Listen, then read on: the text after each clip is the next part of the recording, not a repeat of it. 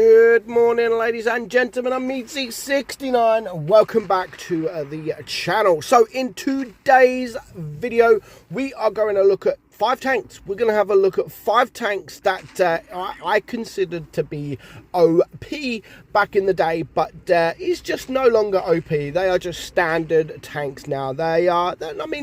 Nothing really too bad about them, but they're definitely not overpowered like they used to be. So the first tank is the IS-4. Now, a few years ago, I would always recommend the IS-4 to be the tank to start off. It was extremely strong, like in every way. You could angle, you could side scrape, you could go hold down, you could do everything. It had amazing armor. The DPM was pretty solid for what it is. It was just an all-round fantastic tank, and in my opinion was slightly overpowered.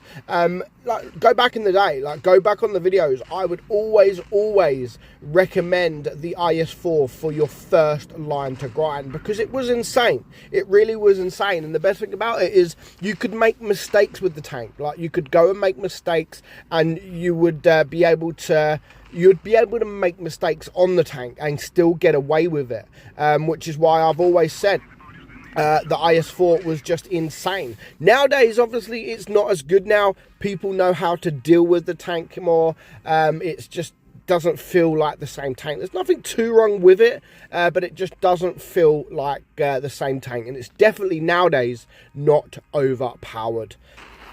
Moving on to the next tank, and this one's more recent, and of course it is the Type 71. Now, this tank is still strong. It is still strong, but seeing as it's been nerfed, the mobility, the mobility equipment has been nerfed, and a few other things. It definitely doesn't feel like the same tank. And I spoke about this in my updated review of the tank.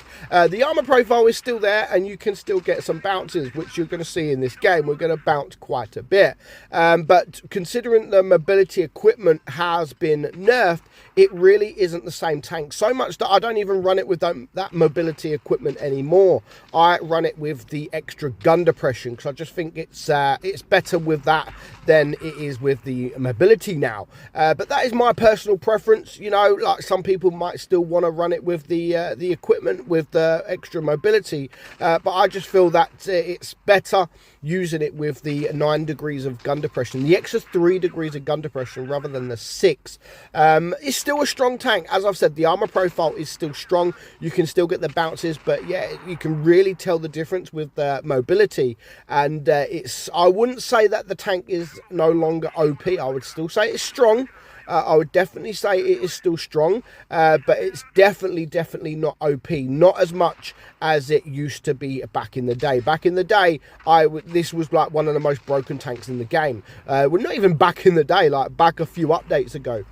This was one of the most broken tanks in the game. It was extremely strong. It had everything: mobility, speed, DPM. It had a gun, it had the armor, it had pretty much everything. Where nowadays it's still got some of that, but just not as good as it once was. So as you can see there, we still managed to finish on 3.4 blocked damage with 4.5k gold. So it is still strong, but I just wouldn't say it is overpowered nowadays. Moving on to tank number 3.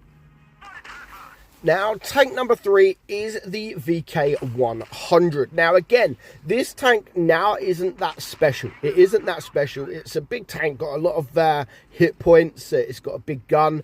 But yeah, when this tank first come into the game, wow, this tank was so insane. That the armor profile was absolutely mental. That hatch on the top was extremely was strong.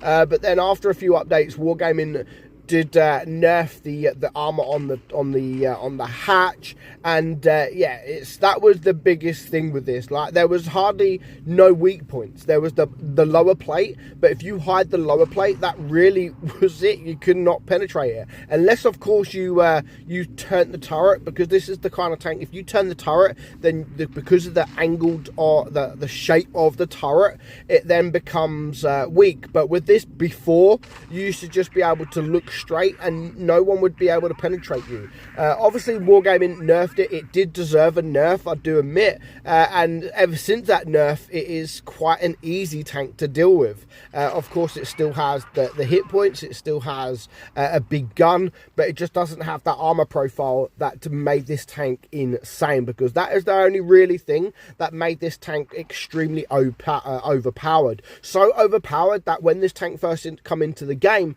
that I did make this in my top 5 overpowered tanks. This was in there in that top 5. But nowadays it's an average tank. You know, that there's not too, it's not an exciting tank. I don't worry when I come up against one. It's kind of I prefer coming up against one, because usually it's like 2000 free damage, 2014 free damage with people driving these this tank. So yeah, that it's not overpowered now. It is just the average Joe, but it used to be absolutely insane. Moving on to tank number 4. So the Hellsin, when this come along with the Dracula, was like 2 of the most broken tanks in the game. They were absolutely incredible, like so powerful. The Hellsin especially, it was the first kind of tank with the double shot, you know, bang bang, and you can shoot twice. There was nothing like it, and it was absolutely insane. The DPM for what it is insane. Even the accuracy, I mean, you shoot twice, it's not amazing, but it's not that bad. And yeah, it had the speed. It was a tank destroyer that has the speed of a medium, the armor of a heavy, and yeah, it was a really strong tank to deal with. Ever since the arrival of the Annihilator, yeah, this isn't the tank it used to be. People know how to deal with it. I mean, if the Annihilator, the thing is, like, it's never received a nerf or anything like that, but if the Annihilator wasn't there, this would probably be considered still as an OP tank.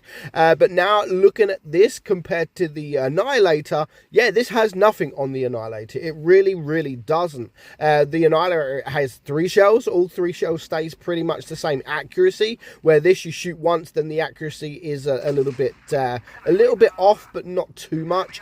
And the armor profile, yeah, everyone just knows how to deal with the tank now. It's still a decent tank, but it's just not as fun as it was before the days of the Annihilator. If I wanted to go and have fun, I would go play the Annihilator and not the Hellsin. So yeah, one of the most broken tanks ever to come in the game is now considered as nothing, really, because that is all this tank is. It isn't considered as anything. You see a Hellsin on the enemy team and you're just like, well, at least it's not an Annihilator, and yeah, that's the difference nowadays. But yeah, it used to be a fun tank like a very fun tank to play, especially if you can double these up, or if you can run one of these and the Dracula. They used to be extremely fun tanks to play. So that leads me on to the final tank of this list.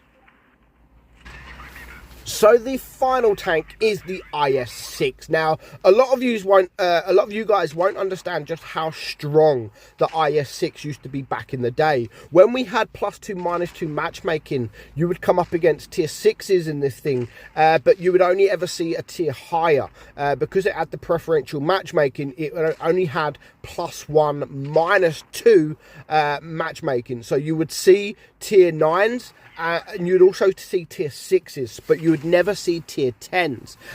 So it was incredible. And not only that, it was really good, because it was the only thing like of this type. You know, look at it now. You look at all the premium tanks out there and how strong they are compared to the IS-6. The IS-6 like is nothing. It really isn't a strong tank anymore. But when there was nothing like it, you know, there was nothing. There was no object 252s used, there was no WZs, there was nothing like it. Obviously you had the T-34s, the Lervas, but they were all different. They were all the premium tanks were completely different to one another.